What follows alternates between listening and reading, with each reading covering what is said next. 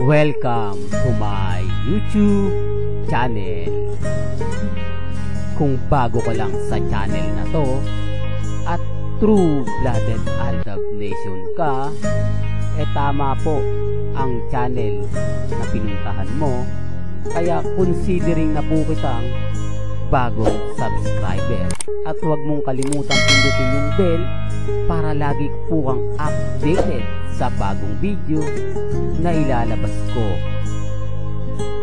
Salamat po sa iyong pag-click sa channel na to. Nag-invento siya ng sarili niyang sauce. Nagawa po tayo ng sauce. Ano ba tawag sa sauce na yan? M-sauce. M-sauce talaga yung tawag. M-sauce? Oo, sa Desgo Hot Pot, sa Makati. M-sauce ang tawag. Ang dami niyang alam. Siya di siya makakuha. Eme lang. Ang galing niya, no? M-sauce. Eh, di M-sauce, ang yabang mo naman sa personal chef.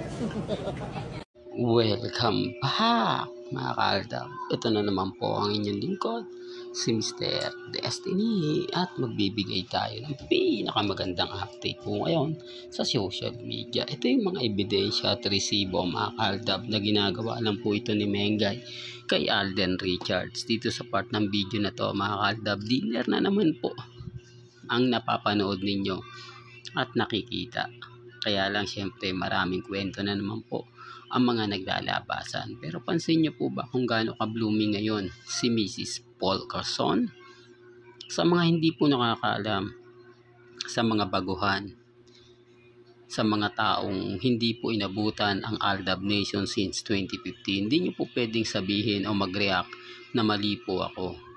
Bago po kayo mag-react, mag-komento, tignan nyo po muna yung totoong main fanatic since 2015. Sila po yung mga Dabmash, kumbaga followers ni Mengay. Alam po nila yung mga sinasabi ko. Alam po nila yung mga pinapaliwanag ko. Alam din ito ng mga Alden fanatics. Pero sa ngayon, mga kaaldab, yung pumasok po ng 2018 hanggang 2025, hindi po nila alam yan. Hindi po nila yan napanood, nakita, pinost ng GMA Network. Wala na po kasi yung mga bagay na ganun.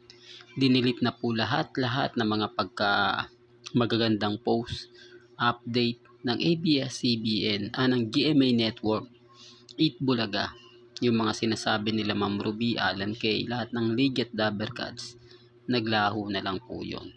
Yun po yung katotohanan, mga kaaldab. Kaya sabi ko sa inyo, yung mga nagsabi ng mga panahon noong 2015 hanggang ngayon, totoo po yun. Kaya lang yung mga nagre-react ngayon, 2018 yan hanggang 2025. Sasabihin po nila, hindi, Aldab Nation ako. O, main fanatics ako, army ako since 2018. 2019 lang po pumutok ang issue na yan. Kung saan nga po, tuluyan ang pinaghiwalay ng GMA Network at Tape Incorporated, sina Alden Richards at si Main Paul Carson. Doon po nagsimula. Kaya, hindi po nila masyado naintindihan yung mga sinasabi ko. Kaya nga po kung batikusin ako talagang literal. Pero kung napanood nga po nila yung buong story at buong kwento, hindi po ganito yung senaryo na lalabas. Kahit naman po kasi natin saan tignan, kahit naman po yung mga legit Dabbercats, sumasang-ayon din po sa mga sinasabi ko. Lalo na po yung mga diehard nila Bossing, Henyo Master Joey De Leon, Tito Sen, sila po naman talaga yung nagsimula. Lalo na po siguro yung mga fans ni Alan Kay. Kasi hindi naman po ito puputok. O wala naman pong mga ganito maglalabasan kung hindi rin naman po nang galing sa Legit Dabbercats. Kaya pag ginagamit ko yung Legit Dabbercats, yung iba nagre-react, yung iba hindi. Kasi alam po nila, hindi po ba, hindi lang naman po sina Bossing, Henyo Master Joey De Leon, Tito Sen, at pamilya Paul Carson, pamilya Mendoza ang nagpakalat na mga ganyan. Yung mga legit Dabbercats din po, gaya nila Jose, Wally, Paulo, Alan Kay, Ma'am Ruby, sila po yung mga talagang masasabi mong gumalaw para po sa fandom o sa Aldab. Kaya hindi na po pwedeng sabihin na ganito ganyan. Kaya po nire-remind ko lang po para din po klaro sa mga neutral po na dumadaan sa akin para maintindihan din po nila na kumbaga baka tignan na lang natin sa dami ng video ko mga kaaldab, almost 6,000 o 7,000 na nga po siguro.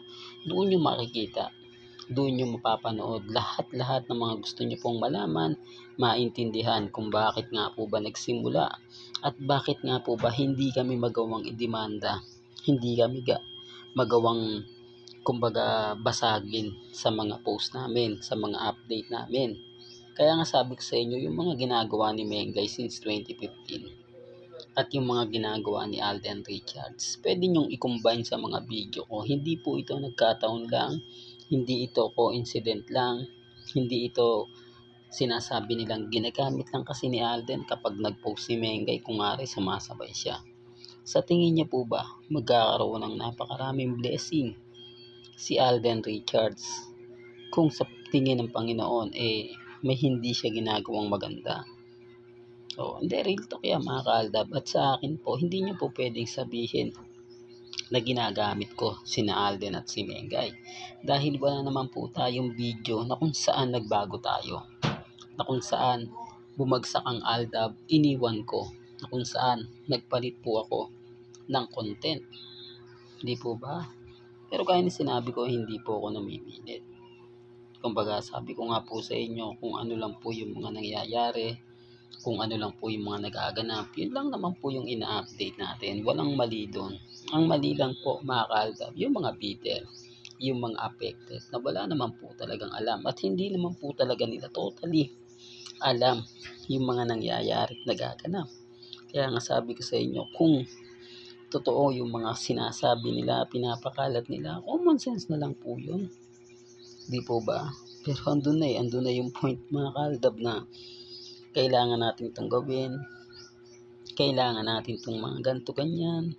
Remind ko lang po, sa dami ng mga ebidensya at resibo, sa dami ng mga sinasabi at pahayag po ng iilan, dumidepende na lang po tayo sa sitwasyon. Dumidepende na lang po tayo sa mga bagay-bagay na kumbaga mapapaisip ka naman talaga. Yung tipong, tama ba yung mga naparirinig ko kay Mr. Destiny? May punto ba yung mga sinasabi ni Mr. Destiny? Hindi po ba? Kaya pasensya na po kayo mga kaaldab kung bakit ganito po yung mga sinasabi ko, ganito po yung mga pahayag ko para lang malinaw, para lang klaro, para lang po sa mga taong bumibisita at syempre hindi natutuwa sa mga sinasabi ko at pinapaliwanag. Ito lang naman po yung lagi kong sasabihin sa mga taong hanggang ngayon hindi tayo tanggap. Ano man po yung gawin nila, ano man po yung pambabatikos na ibato nila kay Mr. Destiny, hindi po kami natitinag. Tuloy-tuloy pa rin po ang pagbibigay natin ng update. Ngayong weekend mga kaaldab, private family na naman.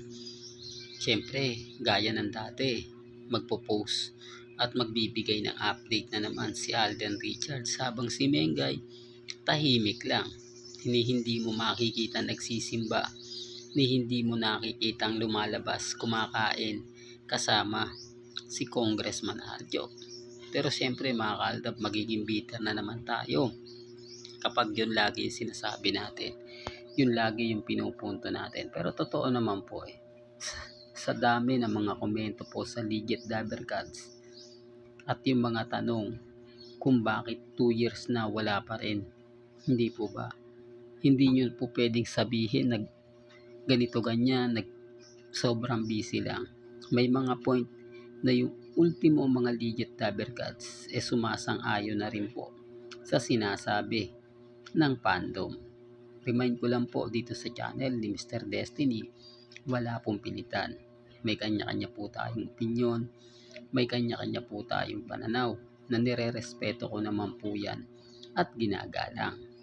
May kanya-kanya po tayong opinyon na kahit magkomento po kayo ng hindi maganda at hindi pabor sa akin, nire-respeto ko po yan at hindi po tayo nagde-delete ng mga posts o ng mga comment at post nila sa akin. Well, hanggang dito na lang po ng ating latest updates. Kaya kung gusto nyo pa po ng pinaka-latest at sariwang update. Abay tumutok lang po kayo dito po sa channel ni Mr. Destiny para updated po kayo sa mga bago at sa mga latest na i-upload po natin maya lang. Kaya kung bago ka lang sa channel na to at isa kang true-blooded Aldab Nation na nagmamahal kila Mengay at Isoy, tama po ang channel na pinuntahan mo. Kaya consider na po kitang bagong subscriber at huwag mong kalimutang i-share ang mga video po natin sa mga mami, sa mga titas at sa mga senyor. Hanggang sa muli, salamat po sa panonood at pakikinig.